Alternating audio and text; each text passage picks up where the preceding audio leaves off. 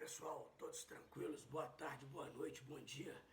Depende de onde você está assistindo essa videoaula, né? Espalhado pelo mundo, pelas redes sociais e pela internet. Bom, estamos voltando com a Geografia Geral e hoje, hoje vamos falar de agricultura mundial. Pessoal, a agricultura mundial ela teve uma grande evolução, passando de pré-história para idade antiga, idade média, idade moderna, idade contemporânea. Ela teve uma grande evolução. Para você ter uma ideia, tanto na pré-história quanto na idade antiga, você coletava os alimentos, né? Na idade antiga já começa a haver agricultura, mas na pré-história você tinha a coleta desses produtos da natureza. Você coletava apenas. Com o passar do tempo, com o aumento da população mundial, não dava mais apenas para coletar. Era necessário gerar esses alimentos. Aí que começa então a agricultura. A agricultura que depende essencialmente de dois aspectos, de solo e de clima. O tipo de solo, se é fértil, se é estéril, se é produtivo ou não, e o tipo de clima. Evidentemente que não é só em climas úmidos e quentes que você tem uma farta seara para se plantar. Não é isso? Claro que não. Vai depender muito do tipo de clima. Você tem um tipo de produto, o trigo, por exemplo, você tem no clima temperado, a banana, o café, você tem em climas tropicais, a cevada, o centeio, a beterraba, você tem em climas temperados. Então, são situações que você pode analisar, né? Ora, o crescimento da agricultura mundial, ela está muito atrelada à questão tanto de demanda quanto de evolução tecnológica. Com o aumento da tecnologia, a agricultura passa a experimentar fases, etapas, evoluções diferenciadas. Outro aspecto, é bom você dividir a agricultura em partes. A agricultura ela pode ser extensiva ou intensiva. Extensiva, onde você planta em grandes áreas. Intensiva, você planta numa área limitada, mas porém com grande produtividade, com grandes colheitas em pequenos espaços de tempo e de área, né? Então aí é intensivo. Quero dar um exemplo, por exemplo, no Chile. No Chile, você tem a plantação de frutas, como é o caso da pera, da nectarina, do pêssego, das uvas, e elas são colhidas 2 vezes por ano. Isso dá uma vantagem sobre a Europa. A Europa acaba pagando valores altíssimos nas frutas, nas uvas, nas peras, nas nectarinas chilenas. Então, extensivo e intensivo. Temos também a agricultura de subsistência e agricultura comercial. A de subsistência é a agricultura pequena, é a agricultura familiar, é a agricultura sem técnicas avançadas, é a agricultura com técnicas rudimentares. E quanto à comercial, você tem o maquinário, você tem muito mais máquina, muito mais tecnologia, muito mais insumos, muito mais sementes selecionadas e muito menos mão de obra. Isso faz com que nós tenhamos uma agricultura rica e uma agricultura pobre.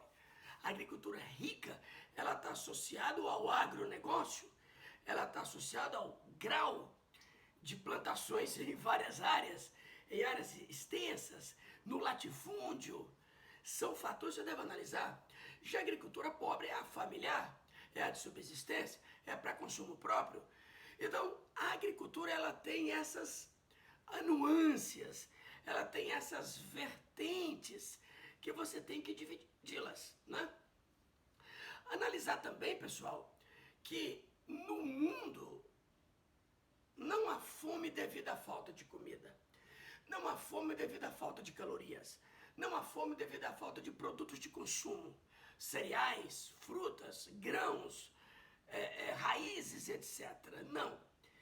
Há fome devido à má distribuição, devido à dificuldade de acesso da população a esses alimentos. Então são situações que você tem que analisar com calma. Peraí, professor, o senhor está dizendo então que há uma diferença de agricultura e agricultura pobre para países também. A agricultura rica são os países centrais, Estados Unidos, o Canadá, a Europa and the Japan, são países centrais, com atividades agrícolas prósperas, desenvolvidas, evoluídas, com grande tecnologia. Enquanto que a agricultura pobre são nos países periféricos, são nos países africanos, são nos países da Ásia Meridional e da América Latina. Evidentemente que existe uma evolução da agricultura de alguns países, como é o caso da Índia, da Argentina, do México, do Brasil, da África do Sul e dos tigres asiáticos, Hong Kong, Singapura, Taiwan e Coreia do Sul. É claro que em Singapura, praticamente você não tem área agrícola. A Singapura é um país que tem praticamente 98% do seu território urbano, mas o pouco que tem, eles plantam intensamente nas pequenas áreas. Isso se aplica também ao Japão, né? O Japão tem 70% do seu território relevo. Então você quase não tem terras planas no Japão. Então você acaba sendo obrigado a plantar nos menores espaços disponíveis. Ok, pessoal? Outro detalhe, analisar a questão da importação e exportação de produtos agrícolas. A agricultura, ela lida com essa questão da exportação e da importação. Então nós vamos exportar. Eu quero destacar aqui, por exemplo, o Canadá, os Estados Unidos, a Alemanha, a França, como países fortemente agricultáveis no que tange a países centrais. Enquanto você tem o Brasil como uma referência de agricultura no que se refere a países periféricos, porém em desenvolvimento, são países emergentes. Então veja bem, pessoal, ao analisarmos essa questão do mercado, né, das balanças comerciais de produtos agrícolas, você tem que analisar países que exportam por ter produtos de destaque. Eu vou destacar a Colômbia e o Brasil com o café. Eu vou destacar os Estados Unidos com a soja. Eu vou destacar, por exemplo, o Senegal com o amendoim, com o cacau. Então são países que se destacam nesse tipo de plantação. Você vai pegar, por exemplo,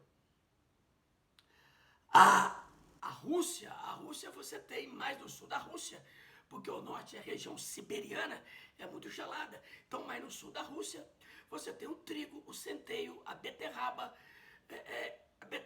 para o açúcar, enquanto nos países tropicais você tem a cana-de-açúcar para a produção do álcool, do etanol, combustível automotivo, mas tem também o açúcar.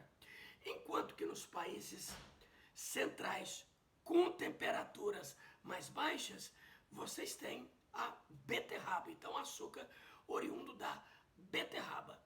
Sempre raciocinar com a questão do processo de plantio.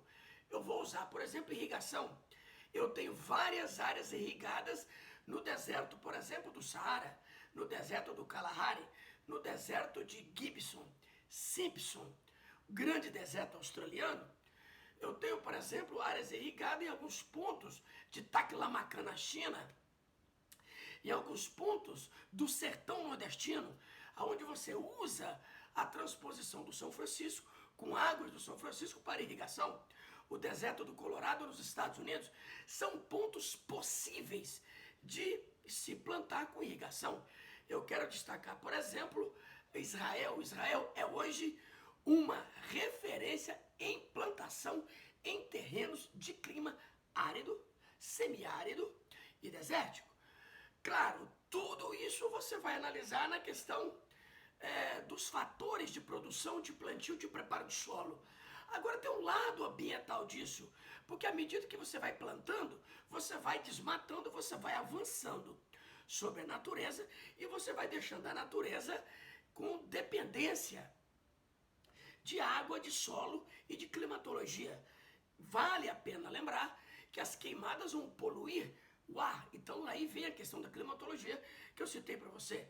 Sempre bom analisar a agricultura de maneira sustentável. O que é você desenvolver uma agricultura de maneira sustentável? É você plantar, é você gerar alimentos, é você matar a fome, é você gerar calorias, mas sem para isso pensar nas gerações futuras. A agricultura é tema certo para o seu Enem. Sempre foi, sempre será. A agricultura não tem por onde fugir. Um abraço. e até a próxima.